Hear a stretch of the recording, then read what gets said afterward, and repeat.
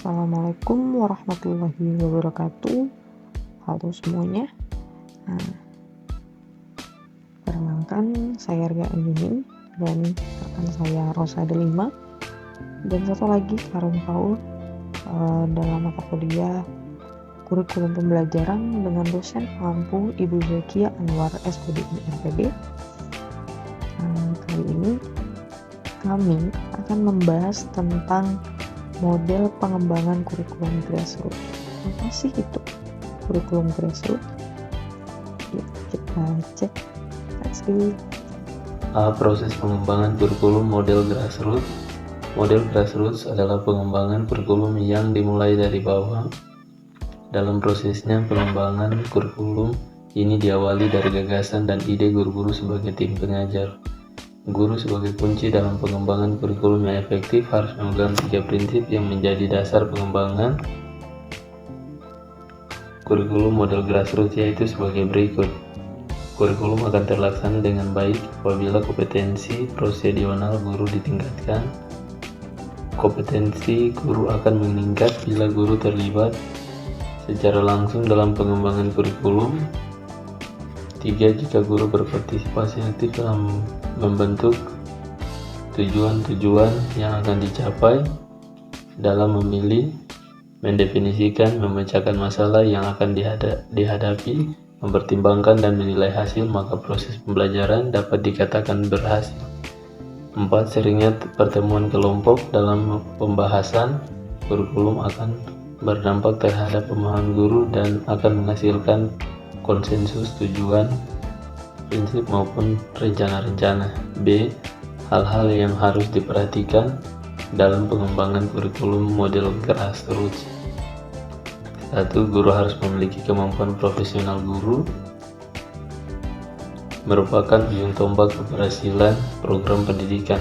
Suka atau tidak, guru harus memiliki berbagai ilmu pengetahuan sesuai dengan tugas pokok dan fungsinya.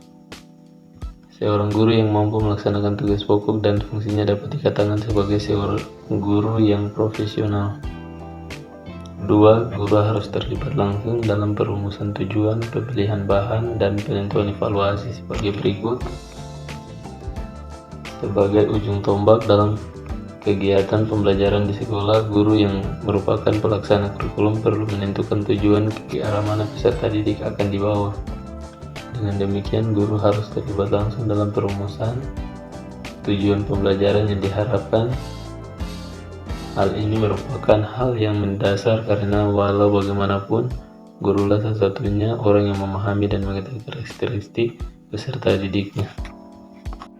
Seringnya pertemuan kelompok dalam pembahasan kurikulum akan berdampak terhadap pemahaman guru dan akan menghasilkan konsensus tujuan, prinsip maupun rencana. Pertemuan merupakan suatu ajang refleksi baik guru sebagai pelaksana kurikulum maupun stakeholder yang lainnya. Melalui pertemuan akan dapat ditemukan berbagai kendala atau hambatan sehingga dapat mencari solusinya. Kendala atau hambatan tersebut tidak hanya yang dialami guru saja, termasuk di dalamnya kendala-kendala yang dialami pengguna sekolah, orang tua, masyarakat, ataupun pengguna dari alumni sekolah tersebut. C. Implementasi pengembangan kurikulum model grassroots. 1. Implementasi dalam orientasi pembelajaran.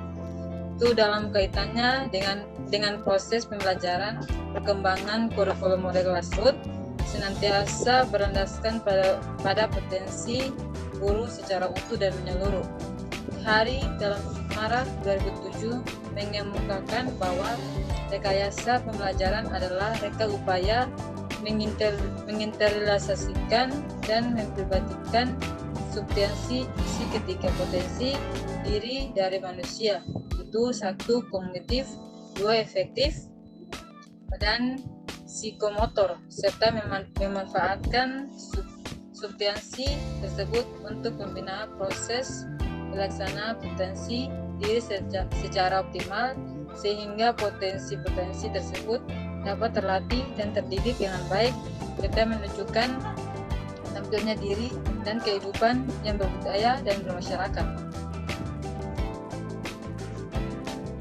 2. Implementasi dalam menyusun rencana pelaksanaan pembelajaran. itu seiring dengan bergulirnya kebijakan pemerintah tentang penyempurnaan sistem pendidikan pada umumnya serta terhadap kurikulum pada khususnya sebagai implementasi berlakunya peraturan pemerintah yakni PP nomor 19 tahun 2005 tentang standar nasional pendidikan dan telah disosialisasikan pada kurikulum tingkat kesatuan pendidikan atau bisa disebut dengan KTSP. Maka pengembangan kurikulum model grassroots merupakan dasar yang paling cocok untuk mendukung kebijakan tersebut. 3. Implementasi dalam pengembangan proses penilaian hasil belajar itu proses pembelajaran dengan menggunakan pengembangan kurikulum model grassroots berlandaskan pada aktif dan kreativitas guru dan siswa dengan kadar tinggi dan multidominan serta multidimensional melalui pola pengorganisasian bahan ajar serta proses pembelajaran yang utuh dan terpadu. Proses perencanaan bahan dan kegiatan pembelajaran harus memperhitungkan pendekatan interdisipliner dan transdisipliner bahkan antara bidang kajian. Oke, masuk ke yang D. Itu kelemahan dan kelebihan pengembangan kurikulum model grassroots. Oke, di sini kita bahas pertama yaitu kelemahan. Kelemahannya ialah tidak adanya keseragaman untuk situasi yang membutuhkan keseragaman dari persatuan dan kesatuan nasional. 2. Yaitu tidak adanya standar penilaian yang sama sehingga sukar untuk diperbandingkan dengan keadaan dan kemajuan suatu sekolah atau wilayah dengan sekolah atau wilayah lainnya. Ketiga, yaitu adanya kesulitan bila terjadi perpindahan siswa ke sekolah atau wilayah lain. Yang keempat, itu sukar mengadakan pengelolaan dan penilaian secara nasional. Yang terakhir, yaitu belum semua sekolah atau daerah mempunyai kesiapan untuk menyusun dan mengembangkan kurikulum sendiri. Nah, adapun nih kelebihan dari kurikulum grassroots, yaitu kurikulum grassroots sesuai dengan kebutuhan dan perkembangan masyarakat setempat.